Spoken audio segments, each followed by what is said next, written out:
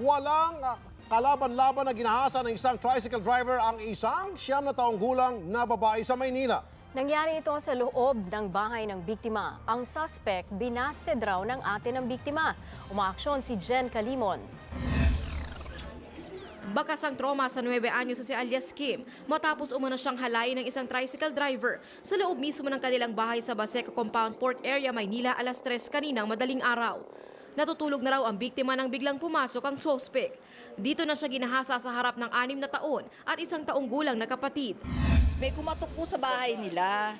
Tapos ang nagbukas po ng pinto, yung kapatid po niyang 6 years old na lalaki. Nung pagbukas po ng bata, yung pong lalaki yung nabungaran niya. Ngayon lumapit po yung perpetrator dun sa ate niya, dun sa kapatid niya.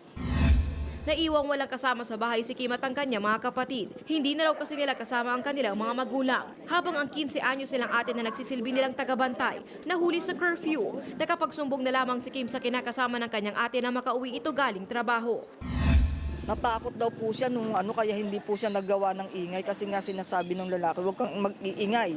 Tapos hinihigpitan yung hawak sa kanya. Bago ang insidente, nanligaw umano ang sospek sa ate ng biktima.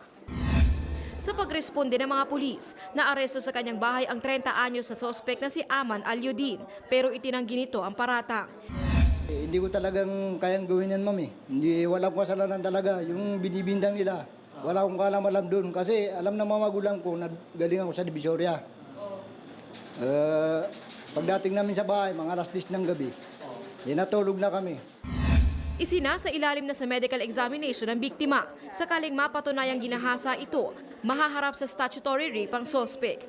Ililipat naman sa pangangalaga ng social welfare ng Maynila si Kim at kanyang mga kapatid habang isa sa ilalim sa counseling ang biktima.